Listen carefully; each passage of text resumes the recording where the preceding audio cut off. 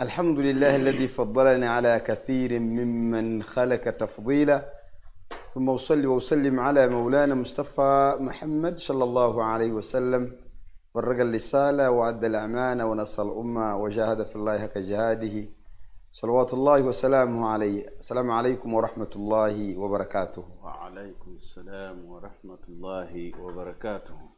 Atulaba ku Dawa TV akaseera ke kano akadde ke kamu soko sharinge likinga ate oyite ne bannaffe abalala bonna batujoyininge tusobole okuba nga tulaba ensonga eno enkulu ennyo mukadde waffe Sheekhe gy'atuleetedde ekwatagana ku tahara, okwetukuza okwetukuza kugazi, okwetukuza nsonga nnene nnyo ngazi. Sheekhe agenda gitutemera nga bwazze insha Allahu tabaraka wa taala. Teekayo ebirowoozo, teekawo amaaso, tubeere nga tugenda mu maaso. Yagamba Allah tabaraka wa taala mu Qur'ani ey'ekitiibwa, aya egamba nti baada a'udhu billahi minash shaitani rajim ya ayyuha alladhina amanu إذا قمتم إلى الصلاة فاغسلوا وجوهكم وأيديكم إلى المرافق وامسحوا برؤوسكم وأرجلكم إلى الكعبين وإن كنتم جنبا فاطهروا وإن كنتم مرضى أو على سفر أو جاء أحد منكم من الغائط أو لامستم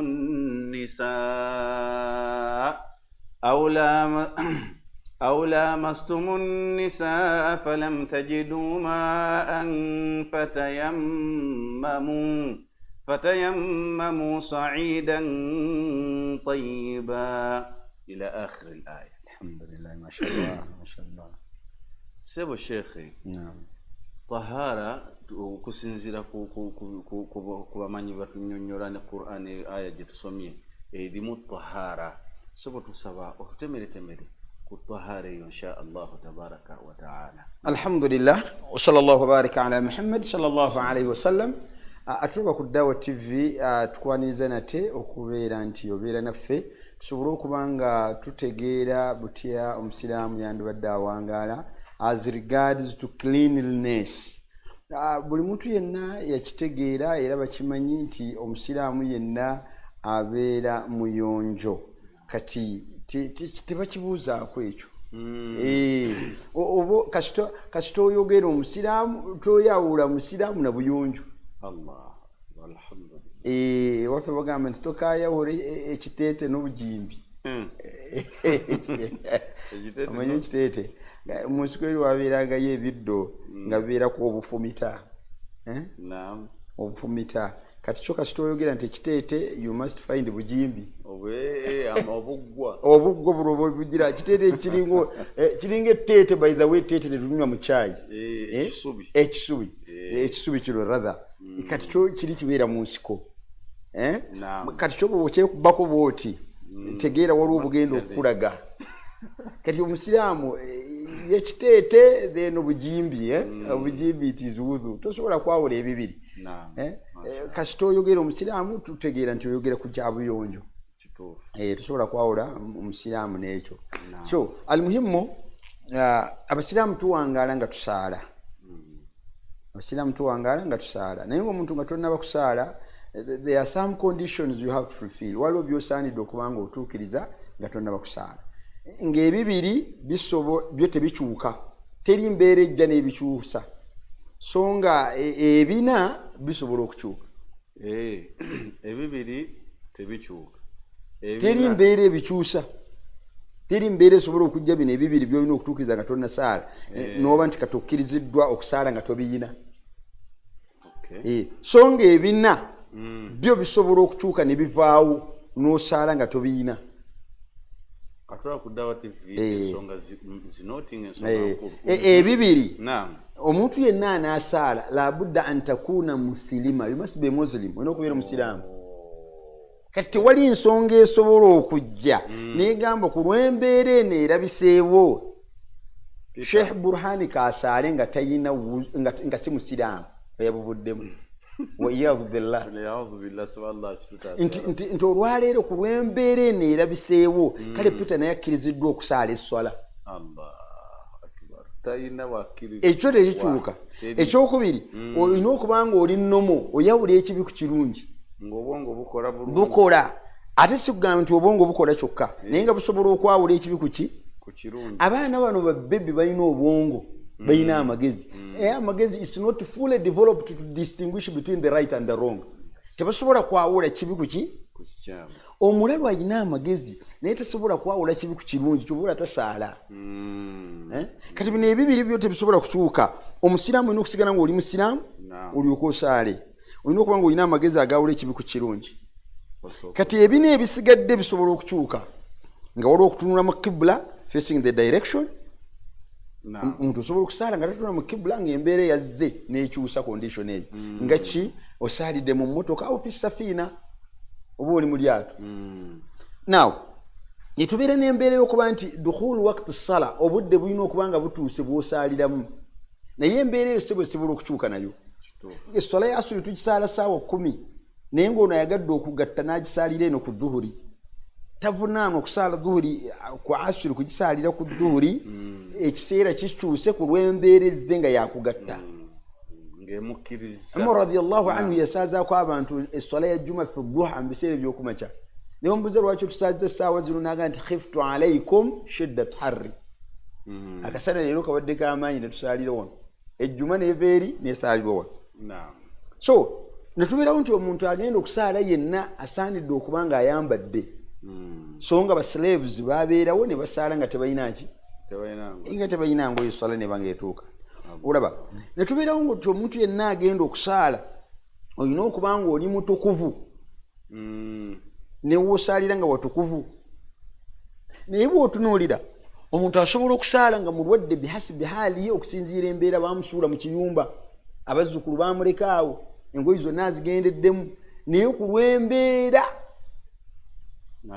n'asaalira mu mbeera ye nga talina amutaasa naye akyategeera. So ebyo bisobola okukyuka naye kyetugezaako okwogerako olwaleero twogera ku kigambo ekya wuzu. Ewuzu erimu emiteeko ebiri.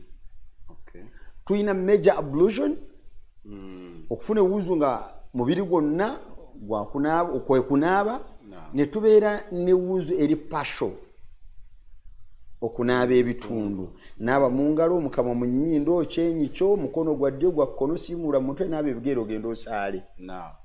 Kati eno ewuzu gye tugamba nti yakunaaba okunaaba omubiri gwonna gye twogerako olwaleero ng'olina okunaaba omubiri gwonna. I want you to listen attentively. It's a bit challenging when you are listening to it. Olina okuba ng'owuliriza bulungi ayina kapeeni ku Dawa TV wandiika. Because we shall go bullet by bullet biidhinillah. We shall go bullet by bullet. Bw'obanga ogenda kunaaba ekisooka okunaaba kuno olina okutegeera bino wammanga nti okunaaba kye ki? Hiya ta'mimu saa'ilul badan bilma biniyati tahara. It is wetting the whole body. Kubunyisa omubiri gwonna amazzi n'ogutobya naye ng'oyina enniya ey'okwetukuza. Siko omuntu asobola okufuluma mu nkuba n'enkuba yenna n'atoba yenna talina nniya. Omubiri gwonna gutobye naye tagenderedde kuba nti yeetukuza. Kati ono okunaaba kwe twogerako is wetting the whole body with an intention of purifying yourself, with an intention of purification, with an intention of wudu. No weebunya amazzi yenna ne weetobya naye ng'ekigendererwa kyo kukola ki? Kwetukuza. Kati ewuzu eno okunaaba kuno tuyina bullet number 2 kye tuyita mujibatul gusul. Waliwo ebifuula okunaaba kuno nga kwa tteeka nga singa otuuka ku nsonga z'engendo okugamba kya tteeka gwe okunaaba ziwandiika ali ku Dawa TV atulaba. point number 1 gwanaaba yenna kubisobola okufuula kwa tteeka ng'olina okunaaba aljamaa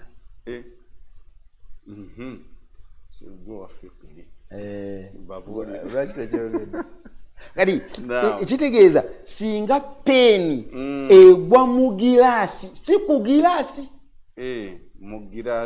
mu giraasi munda kitegeeza okubeera ne mukyalawo if the pen falls into the glass singa pen eno egwa mu giraasi si ku giraasi pen esobola okukola eddalu ng'omwana wuba pen bw'ati neetomera ku giraasi bw'etomera ku giraasi si kyengamba ngamba kugwa mu giraasi into the glass wa illam yanzil ne bw'atalaba bwino nga peeni yagudde mu giraasi naye teyalabye eki nisi ku luganda obumanyi oluganda kati singa peeni egwa mu giraasi n'otalaba bwino ne bw'oba nga tolabye bwino naye nga peeni yagudde mu giraasi osaanidde okunaaba omanyi peeni eno tekolegana na bizibu bwino takolegana na bizibu era peeni singa egwa mu giraasi ababanja renti ne bakonkona peeni egamba kaabulanga ne bwino teri bwino singa peeni egwa mu giraasi tekolegana na kukangibwa fene n'awanuka waggulu n'agwa ku bbaati peeni egamba kaabulanga ne bwino teri kuwandiika kati peeni bwegwa mu giraasi osaanidde okubanga okola ki onaaba kyabwatteeka ekyokubiri al-ihtiram muntu okwerooterera yeebase n'aloota ng'awandiika notisi kasita aloota ng'awandiika notisi ku makya n'alaba bwino aba alina okunaaba naye asobola okuloota ng'awandiika notisi naye bwino n'atamulaba ku makya oyo tanaaba ebyo tubyawule era ekyo kikwataganye na kulaba ku bwino Umar radiyallahu anhu bwe yabuuza maama waffe Aisha radiyallahu anha namugamba nti olabye otya nti maama njagala kukubuuza lakini astahi minki naye nkwatibwa ensonyi naga nti singa omuntu yenna aloota ekiro ng'awandiika notisi naye n'atalaba bwino anaaba namugamba nti nedda singa bwino talabika tewali kunaaba min mujibaati al-ghusl mukifuula okunaaba okw'obwetteeka inqitaa'u dammu nnifaas singa omuntu yenna azaala omukyala azaala n'atuuka ekiseera n'awona asaanidde okuba ng'anaaba n'asaala okwo kunaaba kwa tteeka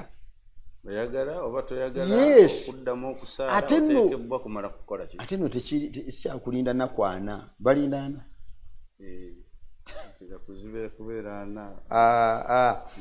ekigaana omukyala okusaala si kuzaala kwe ekimugaana okusaala musaayi ogumuvaamu dammu nifaasi ekitegeeza nti singa gukoma mu nnaku 10 naabaawo okoleki anaaba asaale so ekyo kikulu nnyo ekirala mu biwaliza omuntu okuba nga anaaba kyabwatteeka almautu ng'omuntu afudde omuntu yenna bw'afa tulina okumunaaza kyabwatteeka era singa omuntu ono twerabira ne tumuzinga mu ngoyi ze ne tumala omuzinga mu ngoyi ze nga tumutwala gye tunaamuziika tumala okutuuka bali ne basuubira nti twanaazizza naffe ne tusuubira nti bali banaazizza gye tumututte ne tumuziika tumala omuziika tuli mu miitingi ya famire ne babuuza ani yenaazizza nti banaye twodde tulowooza mwanaazizza kasita tumanya nga tannaba kwonooneka tusiimentaana ne tumugjayo ne tumunaaza ekyo kyabwatteeka naawo ekyobwetteeka ekirala ekifuula okunaaba okwetteeka y'omuntu yena inqitaa'u dammu al-hayd that is monthly blood flow periodic monthly blood flow omuntu yenna omukyala agenze mu nsonga naawona asaanidde okunaaba abakyala abo batandika bbanga ki abawala baffe tusaanidde okubajjukiza ndowooza tubajjukize bategeere emyaka bw'agituukamu ne kijja abe ng'akitegeera omuwala atandika dde okugenda mu nsonga omuwala maama waffe Aisha radiyallahu anha yagamba nti idha balagatul jariya singa omuwala yenna atuuka 9 sanawaati emyaka 9 fahiya muraa olwo aba atandise okugenda mu nsonga menopause yatandika ddi akoma ddi okuva mu kino yagamba mama fi Aisha radhiyallahu anha idha balagat imra'a 50 sana faqad kharajat min hadd al-hayd omukyala yenna bw'aweza emyaka 5 agenda mu menopause olwaba bivuddemu tatawaana aba bivaamu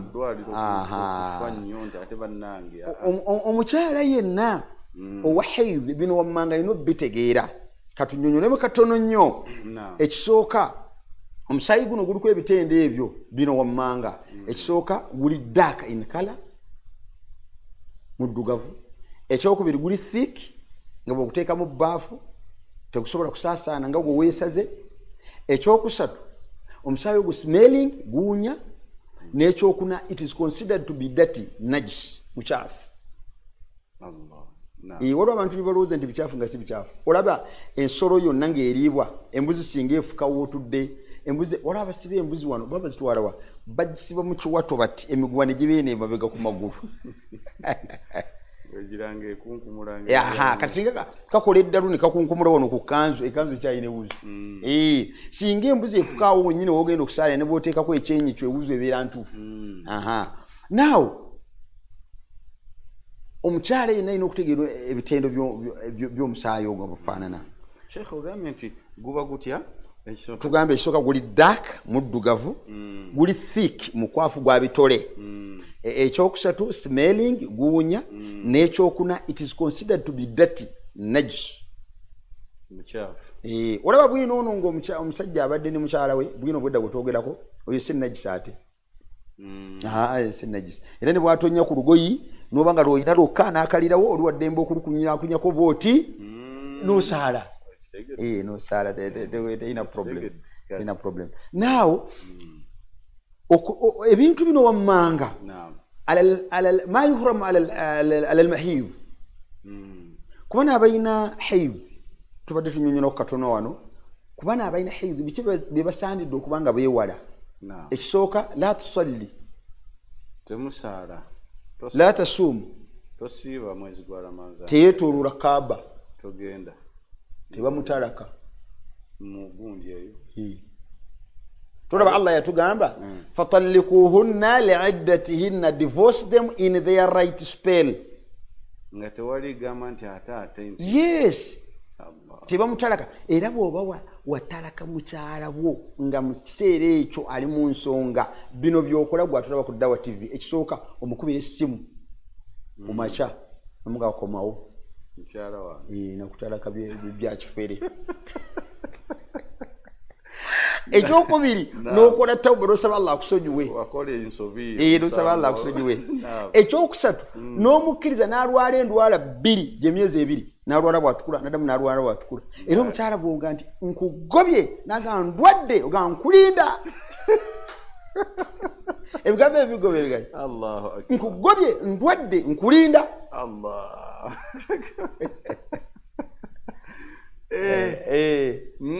okujja kw'abakyala bangeri 2 bano bo bakkirizibwa osobola okwawukana nabo nga bali mu nsonga asooka y'omukyala yenna ng'akweyambuludde nga ye akuyisa naga tatagundi we badondabiridde ebbanga naye nkooye ngenda leero aba afuluma bwaki n'alwala wene bwagenda owokubiri y'omukyala yenna gwe mwawukanye ku day 1 nga temunnaba kubeera mu nsonga z'obufumbo omuleese omugole mumala okuyingira ekisenge mwakatuuka kisenge ajjamu engoye ogenda omulaba yeesibye oluhirizi yeetoolozza bw'ati ogamba ate kino naga kino jjajja yakimpa sikita nomuga tuli basiraamu nanga akabulanga ne kijje munaga sisobola fuluma akangende Allah kati yabafuluma bw'ati n'alwala kati awune bw'alwala agenda lwansonga temunaba kubeerawo mashaallah kati netubeerawo ng'ebitakkirizibwa ku muntu oyo ali mu mbeera eyo so nga bikkirizibwa ekisooka nga bikkirizibwa ate ng'ali mu nsonga naye nga abantu oluusi balowooza tebikkirizibwa ekisooka omukyala yenna ng'ali mu nsonga akkirizibwa okusoma adhikaar sabaha wa masaa kutendereza Allah sabaha wa masaa naye abamu balaba ng'agenda kusoma agenda kwebaka agenda kusoma adhikaar bisimuka gasirika kiki wagize bakkirizibwa waddebu okusoma adhikaari sabaha wa basaa ekyokubiri babagaananga okufumbira omuntu emmere nga yasiibye bakkirizibwa okufumbira omuntu emmere nga yakoze ekyo ekyokusatu bakkirizibwa okuyingira mu muzigiti waliwo omukyala yali alongosa masijidi y'omubaka sallallahu alaihi wasallam yawangaaliranga mu muzigiti bwe yalwalanga mulowooza asulabwa akkirizibwa ahli suufu bajja nga baavu n'abantu baabwe babeeranga mu muzigiti nabbi yabakkiriza balwalanga kati akkirizibwa okuyingira mu muzigiti akkirizibwa okutuula ku musaala naye olwaleero owulira omukyala ng'ayita maama naaka guno omusaala gujjeeko inna almu'minu la yanjis msilamu tabeera najis haendi anadondosha hivi kwa Swahili tunasema haendi anadondosha akiwa anadondosha basi hake kwa msali lakini kama hadondoshe anakata kwa msali umefahamu kwa Swahili unafahamu la ilaha illallah akirizibwa okutuula ne kuki kumsala akirizibwa ekirala abakyala abo bakkirizibwa hatta okukwata ku Qur'an nasanga omukyala akutte ekiti kya mugu asindika kukulaale bwati nimugati kulano obadde kidayo naga nti nanti abaana basomye ne bajereka ku lubalaza ate kati nanga ti nagize inal mu'minu la yanjis basembisa eri egamba nti la yamassuhu illa innahu la qur'anun karim innahu la qur'anun karim kino ekitabo Qur'ani kitabo kitukuvu fi kitabun maknun kiva mu kitabo ekikuumibwa butiribiri ekiriwa ewa Allah la yamassuhu ekitabo ekyo ekiri waggulu tekikwatibwako illa almutahharun okujja kwa abatukuvu bani abatukuvu the purified angels butukuvu ki la ya'suna Allah ma amarahum wa yaf'aluna ma yu'marun so omunasobola okwata nze nzukira nga tuli mu secondary tusoma saawulira ko nga bagoba bawala nti mufulume tugenda mu Qur'ani tebabafulumyeko lwaki tebabafulumya abawalimu abo tebabafulumyanga kati muhimu ebyo basobola okubanga babikola sobola okusoma adhikaari Aisha radhiyallahu anha mama waffe bwe yalwa oyabeera maama waffe ate Ibrahim alayhi salam abantu lwaki bamuyita jjajja shebira jatugamba omuyita jjajja oyo taata abikum Ibrahim kati mama waffe Aisha radhiyallahu anha ko abakyala bannabbi bonna abo babeera bamaama baffe ummahatul mu'minin naye bwe yalwala nga bali ku Kaaba kyava agamba omubaka sallallahu alaihi wasallam omubaka namugamba nti if'ali ma yaf'alu alhajj kola bye bakola byonna bali mu hijja gairi annaki nkuganye bino la tusalli tosala tosiiba teweetooloola Kaaba kati abali mu mikolo gya hijja bakola adhikaari basoma Qur'an n'ebirala n'ebyo basoma ebyo naye bimukkiriza now okunaaba kuno kuyina ebikufuula kwa sunna biri bikufuula kwa tteeka kati tuyina ebikufuula kwa sunna ekisooka omuntu yenna okunaaba yawmul aidaini ziyide bbiri kunyago zaidi eyidi n'enkulu entone enkulu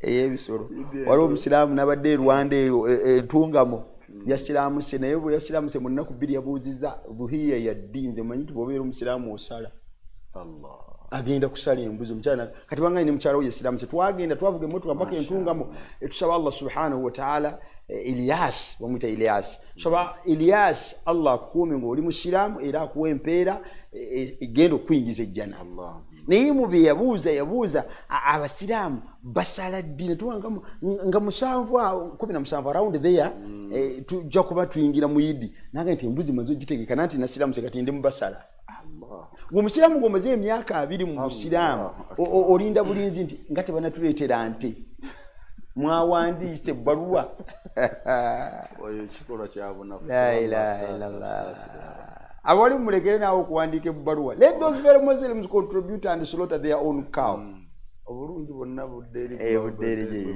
gye bali naye so wano zidda gye kati naawe twagala tufunze waliwo bye tusaanidde ebitufuulu okunaaba ebikufuulu okwa sunna mu ebyo ekisooka gasul yawmul aidaini okunaaba kwa idi bbiri okunaaba ku lunaku lwa juma okunaaba nga tuyingira Makka, okunaaba nga tugenda kwambala engoye za ihram.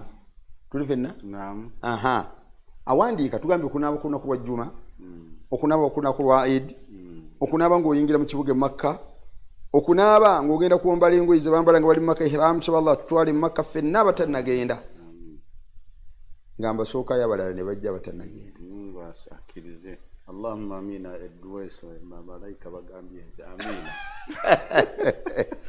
By the way, naam, mu bukodyo bw'okukozesa ng'oyagala Allah akwanukule kusabira banno nga tonakwesabira.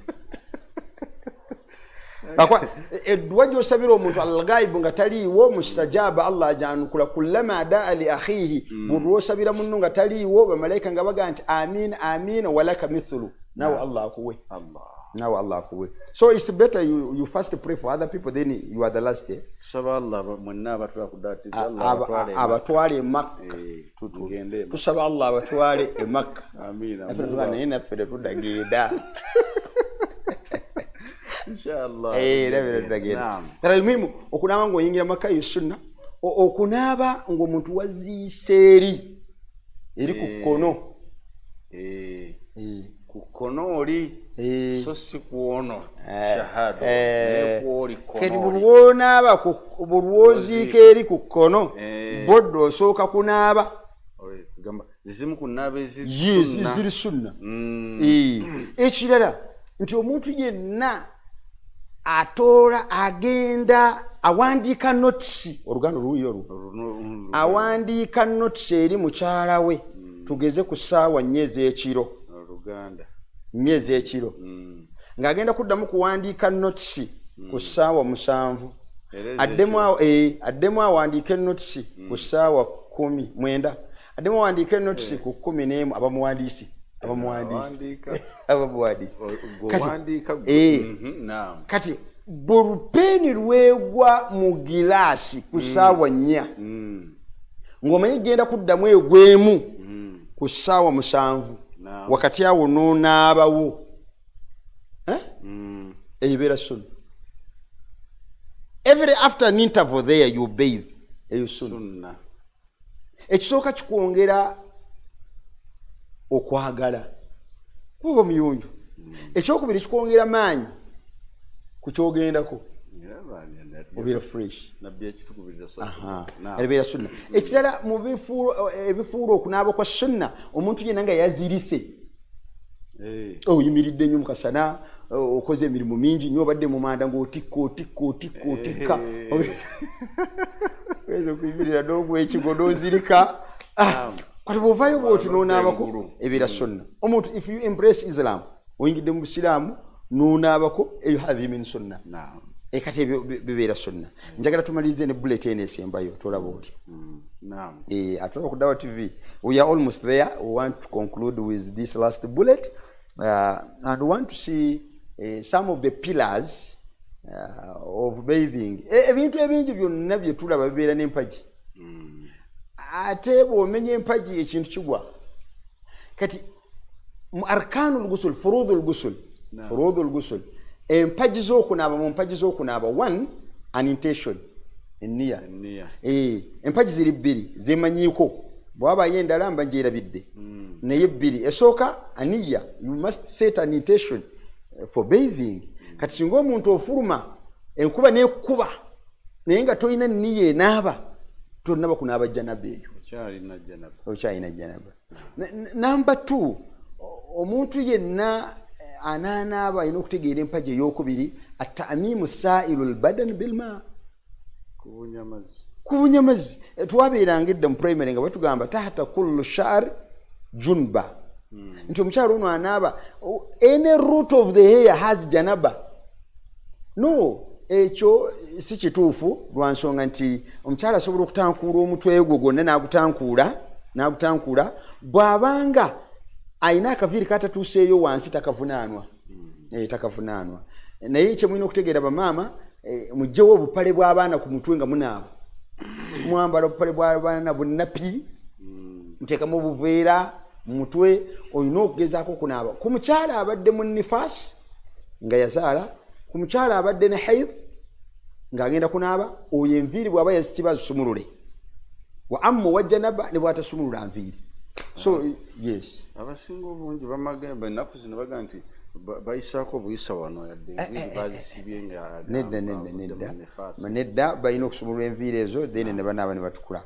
Now ezo mpagi bbiri enniya n'okubunyisa amazzi. Kati ebisigadde bino byo bya sunna bw'obikola ofuna empeera bw'oba tobikoze no problema but you miss the rewards empeera oba ozifiiriddwa.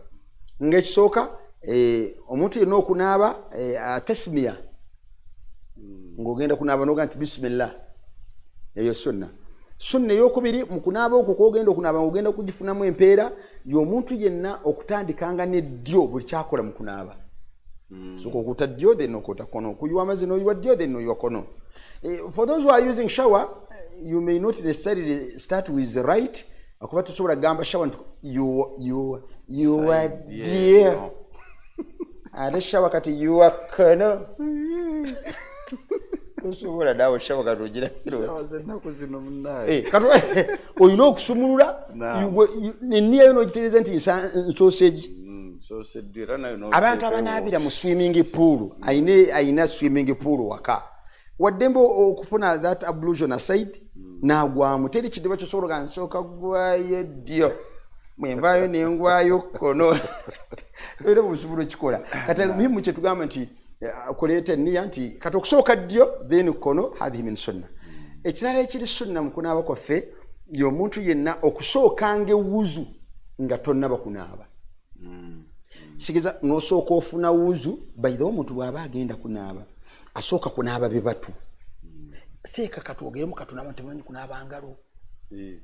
Engalo zino engalo tumanyi zinaaba. Mungu wakisa singa twafa dda omuntu ayiwa bazzi kwatira ya ateeka mukabo. Bane okunaaba omuntu yandibadde wakira agoberera steps mmeka. Bw'oba olina kasabbuuni sooka okube mu ngalo bw'oti gwatulaba ku Dawa TV. Gazi tuli mu tahara. Gazi y'engalo zo yisaamu bw'oti. Onaaba mu makkati w'engalo. Bw'omaliza interlock them ng'asika omuguwa bw'oti okuute waggulu. Bw'omaliriza gatta engalo zo zino zikube mu makkati w'ekibatu kuuta bw'oti. Either way gatta bawono mu kibatu kuuta bw'oti. Kuuta kigalo kisajja kuuta kigalo kisajja mu nyunguza nziramu seeka rabinga bw'oti kakwata nnyawo isaamu yiga okunaaba engalo interlock ng'agenda okusika omuguwa kuuta waggulu wano okutegeera enjala nti zaakuzeera zirimu obukyafu gatta bawano bw'oti mu kibatu kuuta bw'oti gatta bawano bw'oti kuuta bw'oti kuuta kigalo kisajja kuuta kigalo kisajja nyumunguza kandabe tandika tukubyemu kasabbooni ne tuyinkola otya ne tuyisaamu ng'otambuza ne tuzitambuza ayisiika tambuza bw'oti wano akade tuvudde wano ne tukoona obugero pa kuuta bw'oti enjali ezo ne sayidi endala kuuta kigalo kisajja ne sayidi endala ya rabbul munyunguza kati tunaaba bifuuse engalo tezitukula bukaba bujido ebikyafu byonna tubiteeka mu kamwa ate abantu abamu bakola ebituviirako ssenyiga abantu abamu bakola ekitakoleka ate omukono ogwa kkono n'abuteeka mu kamwa. Seeka nno tulina ebintu bisatu. Tulina kye tuyita al-madmada al-istinshaq wal-istinshar. Al-madmada kuteeka mazzi mu kamwa. Al-istinshaq gateeka mu nnyindo. Wa amma al-istinshar kugafuumya mu nnyindo. Kati al-madmada wal-istinshaq bil-yamin wa amma al-istinshar bil-yasar. Kuteeka mu kamwa ne mu nnyindo ddyo so nga okugafulumya kono. Kiraba kunaaba engalo nkuyitira mu kamu mulundi gumu. Rub the palms like this. For those who want their palms to be clean, their hands to be clean, No. rub together that rubbing. If you have soap, let you rub till when you see the leather. Isamu mungaro zo muno to clean in between the fingers like this. No. Getta engalo bw'oti olinga asika omugwa okuute ku ngulu kuno bw'oti. Kyokanze saakuuse. Wabuuse. Getta obugalo buno be mu ngalo muno okuutemu bw'oti okakasa enjala zaakuza omusiraamu takuza njala. Okuute ogatte ne wano be wano bw'oti okuute bw'oti. Naam. Kati bw'omaliriza kuuta kigalo kisajja kuuta wano bw'oti munyunguza. Omusiraamu takuza njala. Omusiraamu tomala nnaku 10 tokuza njala. Bayiro tokuza njala ate ogula ejjirita. Abasiraamu bagula ejjirita. Nakyogerako edda. Abasinga obungi. Bagula ejjirita. Bagula. Okimanyi nti omuntu bw'aba yeeyisa ku jjirita bw'alaba ejjirita yeeyisawo ku jjirita tafaayo ku jjirita. Ayita ku dduuka z'ejjirita ayitawo obuyisi bw'ati n'atambula n'agenda. N'amala afa tetumugulira jjirita. Bino ebyokudda nze nno ndudde okulaba ku jjirita. Sikyagula jjirita tebakyazireeta ejjirita aduddewo. Ebyo bikubya. Ffe tetukugulira jjirita. Temugule ejjirita. Ejjirita. So okwo kunaaba ngalo. Kati Nabbi sallallahu alayhi wasallam mu nfuna ye yewuzu mu kunaaba kwe nga tumaliriza yasookanga kunaaba bibatu ebyo ne bitukula. Bwe yamalizanga okubinaaba yanaabanga ebitundu bye ebyekyama wama aswaba and all affected areas. Ebitundu byonna byatuuseeko bwino. Bwino wali ku kisambi wano ng'onaabako. Bwino ali ku mukono wano n'obako. Bwino ali kuno ku ttemu n'abako. Bw'oba ogudde mu kitabanya nange ojjudde bwino. Sukunaabeko bwino. Kiraba. Bwino. Bwino. Naam. Kati bwe yamalizanga okukola ekyo ng'addira omukono gwo guno ogwa kkono ng'agubba mu ttaka waddallakaha dalkan shadida ng'agukuuta olukuuto olw'amaanyi ettaka lino olukole nga sabbuuni. Kati bwe yamalizanga olwo ng'atandika ewuzu ng'eyasala kunaaba mu ngalo ze nga bw'agamba bisimillah. Kunaaba kuli kwawedde. Kati ng'anaabagamba bisimillah mu kamwa mu nnyindo ng'anaaba ekyenyi. Ng'ewuzu bw'etambula n'omukono ogwa ddyo anaaba ogwa kkono ng'asiimula mutwe ise back front motion yakozesanga bibatu bye bada bimukaddami ra'sihi n'atandikira wano wa dhahaba bihima n'agenda ng'asiimula ila kafaahu mpaka ku nkoto thumma raddahuma n'akomawo ng'asiimula ila makana alladhi bada minhu wano mu maaso yatandikidde ng'ayingiza engalo ze zino mu matu ge bw'ate ng'amunyunguza mu matu then nga anaaba ebigere bye ng'agenda mu ssala. Watusalli bihadhi alwudu eyewuzu okumala okusaala nayo ne bwe weekwatako. Wa barakallahu fikum jazakumullahu khayran. Naam. Samukirize tukomaawo biidhinillah. Barakallahu fika Sheikh wa jazakumullahu khayran. Atwa ku Dawa TV ebigambo ebyo tubigenze mu bufunze obudde bwe butusalako naye nga ye Sheikh akyayina bingi by'okusomesa. Tusaba Allah subhanahu wa ta'ala amutukuumire ate naffe abalaba ku Dawa TV Allah abeere nga atuwa obulungi mu nsi ne ku akhira. Mbakubiriza ebintu bino wammanga tubeere bayonjo. Al-Islam nadhif, obusiraamu buki buyonjo. Fatanadhafu bannange muyonje tubeere nga tweyonja. N'akalala ennaku zino tubeere beegendereza. Abantu bazibu nnyo ennaku zino bakuba tteke bakuba eŋŋumi bakuba eki ne bakunyaga ne bakuba ne bakuyisa bubi. So tambula mu area mwowangaalira making sure nti emabega otambula naye olinawo gw'otambula naye. Oli yasanga abayaayi nga baze nga abalabira ddala bali babbi. Awantu wafunda bali mu korido talina bw'abayitako kyava abagamba eyo mmaze okukolayo tekyakisobola kuddu nti oludda olwo mmaze okukolayo kubanza ewange eno kyawedde dda mugamba munnaffe. Oyo ate nga yali mu pulaani nnyo. Eri mukoze eyo. Ero tekyali kantu. Eyo bwakoze eyo. Naye nga alimuhimu abantu abo bamutawaana sallallahu alaihi wasallam. Tubeera mu bwerinde inshallah. Tusaba Allah tabaraka wa taala tukasina ebigambo ebyo. Weekuumire ku Dawa TV obeerera tuwabule tereeza laba inshallah tabaraka wa taala. Management ya Dawa TV tuweebaza naffe okutuwanga obudde tutuulako wano. Barakallahu fikum. Mungu abasasule mu bulungi abagazirize. Insha Allah tabaraka wa taala ennaku z'omwezi nga 7 omwezi ogw'omusanvu ennaku z'omwezi nga musanvu omwezi ogw'omusanvu ogujja insha Allah tugenda kubeera ne darusu gaggadde egenda kubeera mu masjidi rahman ennansana insha Allah mwenna abasiramu mbadde nsaba yongerako okubalagirira nansana muzikiti ogwo weguli insha Allah taala omuzikiti ogwo guli oluva mu abamanyi obulungi ku kifo kye bayita Zesty Pharmacy oba ku Kyewamala oluva ku Kyewamala bw'oba nga obadde omanyi oluguudo olwo olwa Kakiri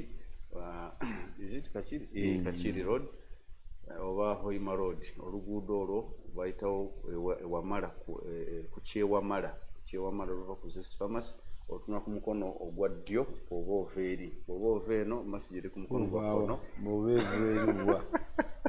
bw'oba ova eno e Kampala ng'odda bw'oba ova Kampala ng'ogenda Wakiso ku masjidi ku mukono ogwa kkono barakallahu fiik ate ova e Wakiso ng'odda e Kampala eba eri ku mukono ogwa ddyo ezimu ku masjidi no ssebo ezimanyikiddwa mu Uganda ezimu ennene ate empanvu zino okuba nga zirimu oba nga 3 oba 4 tubalabala mu Uganda mwonna so insha Allah tabaraka wa taala tubayise mujje tusome ennaku z'omwezi nga 7 omwezi ogw'omusanvu lujja kuba lunaku lwa Sunday kwata obudde ojje insha Allah eyalinnya taxi okuva mu tawuni gwe wagaye nti muzigiremu Kyewamala webali awo botuuse insha Allah taala barakallahu fiikum wa jazakumullahu khair assalamu alaikum wa rahmatullahi wa barakatuh.